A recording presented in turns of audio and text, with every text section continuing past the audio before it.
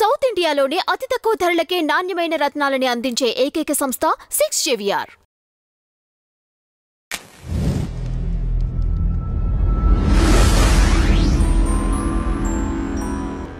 Hi viewers, welcome to our channel. నా ముందు బహుముఖ ప్రజ్ఞాశాలి కర్ణమ్మ గారు ఉన్నారు. అమ్మ, గత 4 రోజుల నుంచి మనం చూస్తూనే ఉన్నాము. ధర్మరక్షణ పరంగా ఒక మూక, పిచ్చి బట్టి భ్రష్టు పట్టిపోయిన మూక ఆ చిలుకూరు బాలాజీ టెంపుల్లో ప్రధాన అర్చకుడు రంగరాజన్ గారి మీద దాడి చేయడము, ఆయన భయపడిపోయి, ఏంటి నన్ను చంపడానికి నాకు శత్రువులు ఉన్నారా, నేనెవరికి అన్యాయం చేశాను, పొద్దుస్తమానం పొద్దున్న నిద్ర లేచినప్పటి నుంచి సద్యావందనం తీసుకున్నప్పటి నుంచి పొద్దుపడక ముందు నుంచి రాత్రి పడుకొని పవలింపు సేవ చేసేంత వరకు ఆ వెంకటేశ్వర స్వామి పాదాల దగ్గరే పడుంటాను కదా. వచ్చే భక్తులందరికీ అమ్మ ఆయన గోవిందనామాలు చెప్పండి, గోవిందనామాలు చెప్పండి, మొబైల్ ఫోన్స్ యూజ్ చేయకండి, ఏ ఎర్ర చొక్కా మొబైల్ ఫోన్ యూజ్ చేయకు, ఏ గ్రీన్ చొక్కా గ్రీన్ కలర్ డ్రెస్ వేసుకున్న అమ్మాయి పక్కన వాళ్ళతో మాట్లాడుకు, దైవత్వాన్ని నింపుతూ ఆయనకు వచ్చిన 4 మంత్రాలు చెప్పుకుంటూ ఆ దేవుని సన్నిధిలో ఉంటున్న రంగరాజన్ స్వామికి ఆ వెంకటేశ్వర స్వామి ఈ విధమైన పరీక్ష పెట్టాల్సి వస్తుంది అని ఆయన కూడా అనుకొని ఉండరు. ఆయన వ్యక్తిత్వం, ఆయన మాట తీరు, ఆ మంచితనమే ఇంత దారికి దారి తీసిందంటారా? లేదండి, ఇది ఒకందుకు ఈ దాడి జరగడము మేలు యావత్ 140 కోట్ల మంది భారతదేశ ప్రజలకి మేలుకి దారితీసింది అని మనము పాజిటివ్గా తీసుకోవాలి. ఎందుకంటే ఆ వెంకటేశ్వర స్వామిని సేవిస్తూ ఆ చిలుకూరు బాలాజీ దేవాలయంలోనే వాళ్ళు వంశపారంపర్యంగా ఆయన అర్చకత్వంలోనే తరిస్తున్నటువంటి ఈ సౌందరరాజన్ గారి కుమారుడైన ఈ రంగరాజన్ గారు, వారి ఫ్యామిలీ అంతా కూడా ఒక రకంగా యావత్ భారత ప్రజలకి మేలు చేసిన వారు. ఈ సంఘటన వారికి జరగబట్టి అని నేను అంటాను. ఎందుకు అంటే నాలాగా చిన్న టెంపుల్లో అర్చకత్వం చేసుకునే మామూలు పురోహితుడిని పేక మీద కత్తిపెట్టి బెదిరించినా లేదా పొడి చేసి అక్కడ ఉన్నవి ఎత్తుకుపోయినా అది అంతగా వెలుగులోకి రాదు. ఆయన చాలా పేరు గడించినటువంటి దైవ సేవలో ఉన్న అర్చక స్వామి కాబట్టి వారికి దుర్ఘటన జరగడంతో అది కూడా వారి తండ్రి గారు వెళ్ళి కంప్లైంట్ ఇవ్వబట్టి ప్రపంచానికి తెలిసింది. నలుగురు ఇప్పుడు ఆ అంశం గురించి ఏం చేయాలా అని మల్లగుల్లాలు పడుతున్నారు. ఆ దౌర్జన్యకాండకి తెగబడిన వ్యక్తిని అరెస్టు చేశారు. అతని వెనకాల వచ్చిన 20 మందిని కూడా త్వరలోనే అరెస్టు చేస్తారు. పోలీసులు ఆ పని మీదే ఉన్నారు. అయితే ఇటువంటి జరగరానటువంటి సంఘటన, దుర్ఘటన వారి జీవితంలో జరగడం అనేటువంటిది స్వామి నిర్ణయంగానే మనం భావించాలి పాజిటివ్గా. ఎందుకు అంటే వారి ద్వారా యావత్ భారతదేశ ప్రజలకి మేలు కలిగించాలి. ఇటువంటి ఒక నికృష్టుడు, సైకో, ఇటువంటి మతోన్మాది ఒకడు బయలుదేరాడు, వాడిని ఆదిలోనే అంతమొందించకపోతే దేశాన్నే నాశనం చేస్తాడు అనేటువంటి సందేశాన్ని వారి మీద వాడు దాడికి తెగబడబట్టి ఇప్పుడు అందరూ ఆ అంశం మాట్లాడుతూ, అలాగే మన దేశ నాయకులు కూడా, అలాగే మన కోర్టులు, పోలీసు శాఖ వారు తగిన జాగ్రత్త చర్యలు తీసుకోవడానికి ఇదొక సదవకాశము. నెంబర్ 1. తర్వాత రెండో విషయం ఏమిటి అంటే, ఆయన తన ధర్మాన్ని పాటిస్తూ హిందూ ధర్మాన్ని నిలబెట్టే విధంగా అనేక కార్యక్రమాలు చేపట్టినటువంటి మహానుభావుడు రంగరాజన్ గారు. ఆయన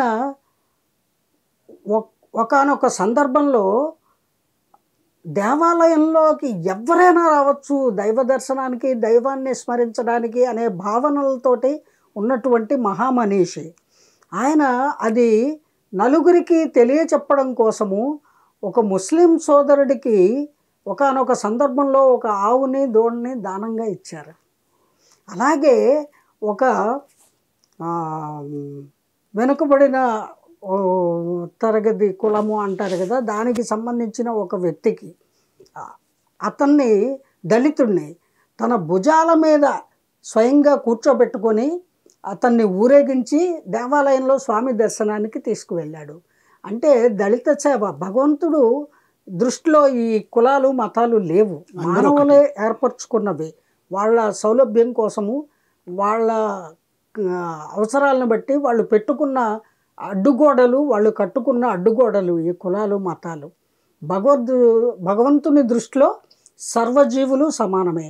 ఆ భావనని తనువెల్లా నింపుకున్నటువంటి ఒక మహా మనీషి అని చెప్తాను నేను రంగరాజన్ గారు.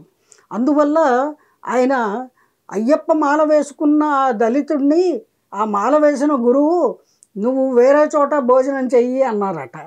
అది భరించలేక అతను వచ్చి దుఃఖిస్తుంటే అప్పుడు ఈయన ఓదార్చి అతనికి నూతన వస్త్రాలు ఇచ్చి భోజనం పెట్టి అతన్ని తన భుజస్కంధాల మీద దేవాలయం చుట్టూ తిప్పి లోపలికి తీసుకెళ్ళి దైవ దర్శనం చేయించినటువంటి మానవతామూర్తి రంగరాజన్ గారు. అటువంటి మహానుభావుడికి ఈ రోజున ఈ దుష్టమూక చేరి దౌర్జన్యంగా ఆయన్ని హింసించి ఆయనకి ధమ్కీ ఇవ్వడము, ఆయన్ని బెదిరించడము, నీకు ఇంత టైం ఇస్తున్నాను, లేకపోతే మా మాట వినకపోతే నీకు వచ్చేవాళ్ళు వస్తారు, చేయాల్సిన శాస్తి చేస్తారు అని బెదిరించడము, ఇది చట్టవిరుద్ధము, అన్యాయమైనటువంటి దుర్మార్గపు చర్య, దౌర్జన్యముతో చేసినటువంటి దాడి.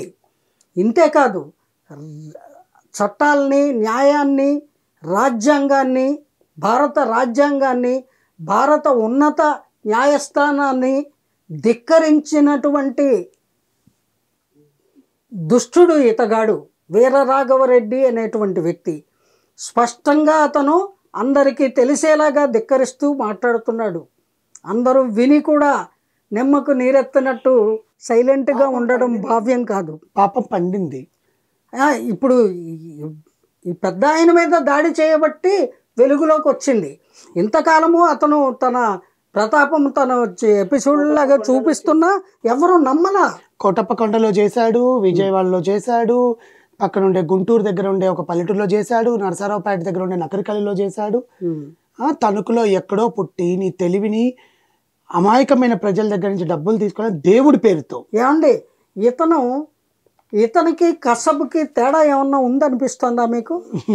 కసబ్ అనేటువంటి వాడు విచక్షణారహితంగా తుపాకీ పట్టుకొని అందరినీ చంపడమే లక్ష్యంగా పెట్టుకొని చంపేశాడు. కొన్ని వందల మందిని, కొన్ని వేల మంది ఆ హోటల్లో బాంబులు పెట్టడంతో చనిపోయారు, గాయపడ్డారు. ఎంత అల్లకల్లోలం జరిగింది బొంబాయిలో. అవును, హైదరాబాద్లో ఎన్ని జరగట్లేదు, ఎన్ని చోట్ల ఎన్ని జరగట్లేదు. అటువంటి ఉగ్రవాదులకి, ఇటువంటి మతోన్మాద తీవ్రవాదికి ఏమైనా తేడా కనిపిస్తుందా? అతని మాటలు, అతని చేష్టలు, ఆ వికృత రూపం అసలు తనేదో ఇక్ష్వాకుల వంశం తాలూకు అని చెప్తున్నాడు. ఎందుకులేండి, ఇప్పుడు మనం కులం గురించి మాట్లాడడం దేనికి? నాకు నోటి దాకా వచ్చి ఆగిపోయింది. కానీ ఇక్ష్వాకు వంశస్థుల్లో ఉండే వాళ్ళు చాలా సౌమ్యంగా ఉంటారు. అసలు ఆ పేరులోనే ఉందండి. ఇప్పుడు బ్రహ్మ యొక్క పుత్రుడు మరీచి, మరీచి యొక్క పుత్రుడు కశ్యపుడు, కశ్యపుడు యొక్క పుత్రుడు సూర్యభగవానుడు, సూర్యభగవానుడు యొక్క పుత్రుడు మనువు, మనువు యొక్క పుత్రుడు ఇక్ష్వాకుడు, ఇక్ష్వాకుడు యొక్క పుత్రుడు కుక్షి, కుక్షి యొక్క పుత్రుడు వికుక్షి. ఇలాగా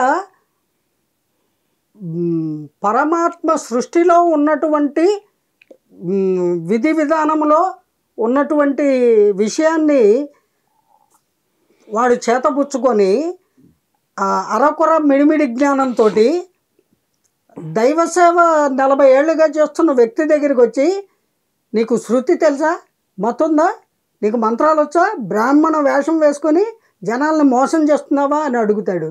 వీడెవడసలు, నువ్వెవరివిరా అని ప్రభుత్వం ఇప్పుడు అడగాలి.